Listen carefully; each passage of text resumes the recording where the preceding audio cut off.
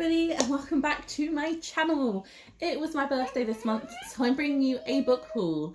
I'm probably going to do more seasonal book hauls than monthly ones for most of the time because I don't really have the finances to go out and buy a bunch of books every month. But I'm going to make these exceptions for birthdays and Christmas because I get lots of books. I get money, which I buy books with.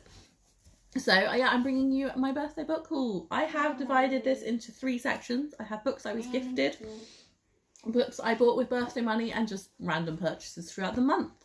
So I'm going to start off with books that I was gifted. These are all from my lovely husband Tristan. First off, we have King of Fools by Amanda Foody. This is the second book in the Ace of Shades trilogy. The third book is coming out in September and I can't wait. I'm so excited. So this book is, like I said, it's a sequel. So it follows 2 characters, N and Levi, and it sort of follows like a fantasy Vegas kind of style.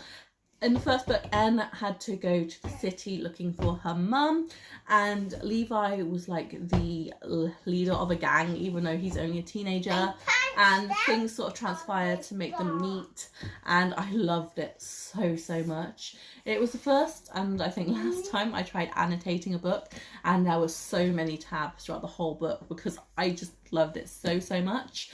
As you might be able to tell from the description, my memories of the book are a little bit vague, so I might have to reread it in order to read this, but I don't have a problem with that because I loved it so much.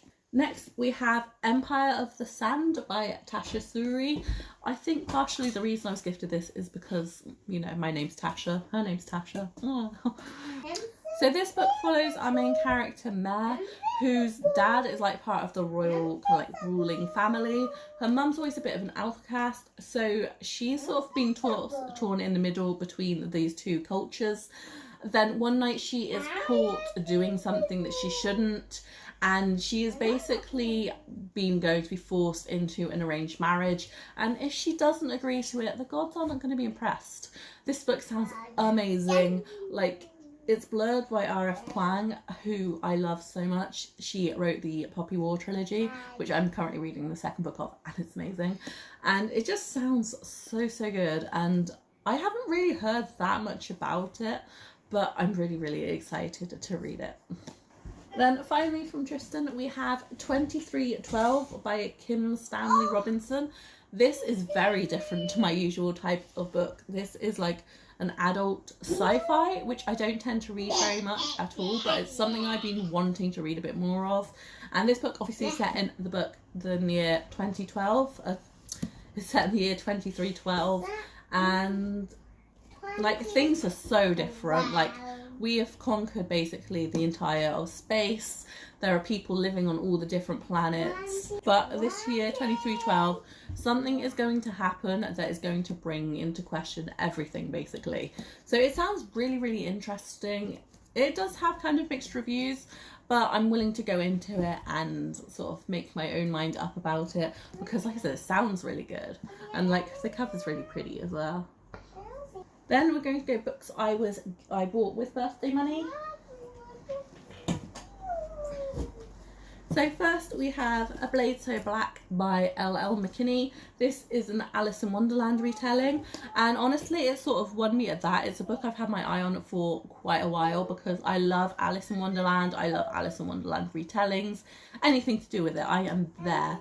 So this book follows our main character, Alice, funnily enough, who has been plagued with nightmares for as long as she can live. These nightmares basically take her into Wonderland every night, where she kind of gets trained to do like battles and stuff. But like in the real world, she has to deal with the usual teenage stuff. She's got family, she's got school, she's got friends, but one day her mentor gets poisoned and she has to travel into Wonderland to find the antidote. Again, sounds absolutely amazing. The cover is just breathtaking, and again, it's Alice in Wonderland. What more could I want? Then we have Kingdom of Souls by Irina Baron. This I have heard nothing but great things about. It follows Ara, who comes from a family of witch doctors, but she can't really access the magic herself. There is a way of getting it done, but it would basically cost her half of her life, which isn't something she wants to do. But then children from her village start going missing, and she doesn't feel like she has any choice but to take that option. Again, just sounds amazing. I really want to know what happens in this. I'm really hoping I can read this in September. I am doing Becca's Bookopoly-thon, so fingers crossed I pull a card, which means I can read this. Then we have A Blackwing by Ed McDonald. This has been on my TBR for possibly the longest time, and yeah, I've never got around to picking it up, and then I saw it in my Waterstones as I was doing my shopping, and I just had to grab it. It's got to a point I'm not even entirely sure what this is about, but I know it's like a dark fantasy. Again, I've heard amazing things, and once again, a beautiful cover. Also birds. I love books with birds in them. I don't know if it's like a big thing through this book, but I suppose there's only one way to find out. Then finally from this section we have The Kingdom of Copper by S.A.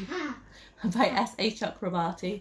This is the sequel to The City of Brass, which is a book I read this month and absolutely loved it. It's like a Middle Eastern book, and it revolves around genies and there's magic, and it's absolutely breathtaking. The writing is gorgeous, and all the characters are so beautifully flawed that sometimes you're not sure who you're rooting for, but you love all of the characters anyway. Again, just the whole time I was reading City of Brass, I was thinking, I'm getting the sequel with some birthday money.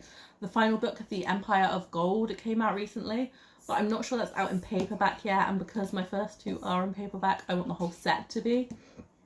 But I'm just so excited to continue with this trilogy because it blew my mind, to be honest. It's probably one of my favourite books of the entire year. So next we have two purchases I just made randomly.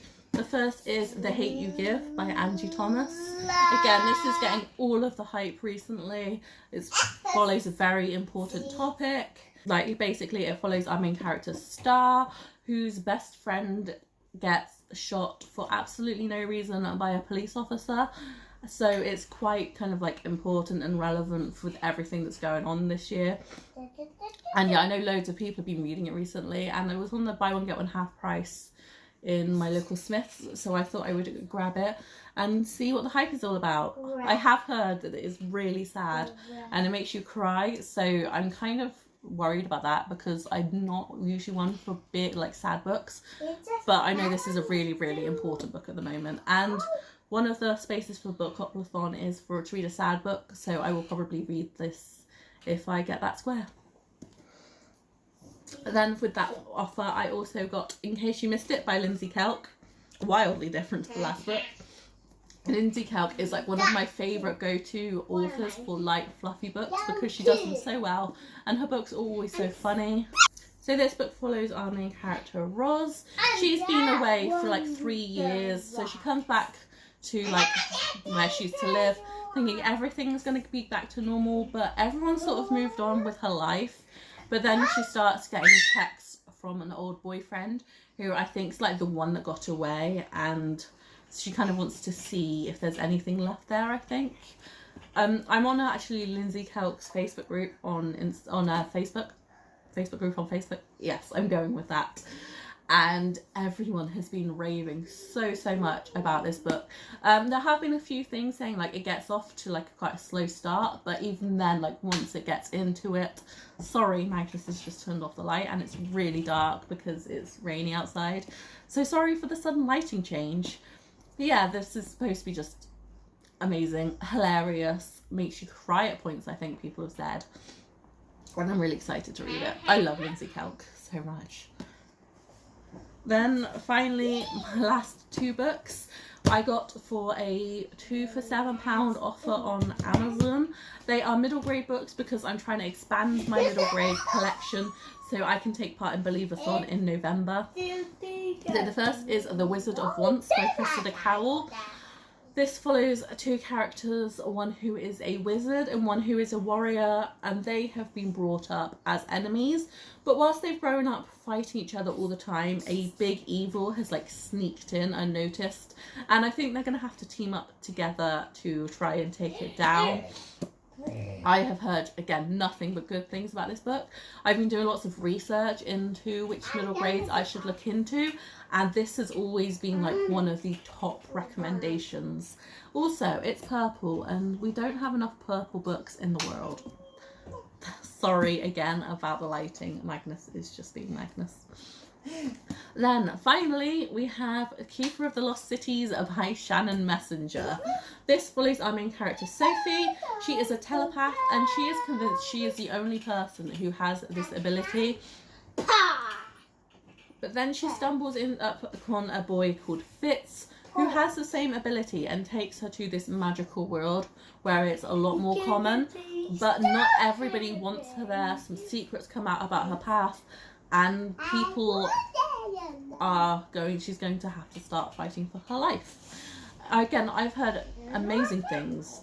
I've quite often watched Reagan from Peruse Project, and she's been raving about these books for as long as I can remember, and like this was the only one on my like middle grade list that was on the offer with Wizards of Once, so I thought I would grab it and see what the fuss is about. And so again, very pretty cover, nice shiny title. And so that is everything. Thanks for watching. Don't forget to like, comment, subscribe. Let me know what the last book you bought was, and I will see you next time. Bye.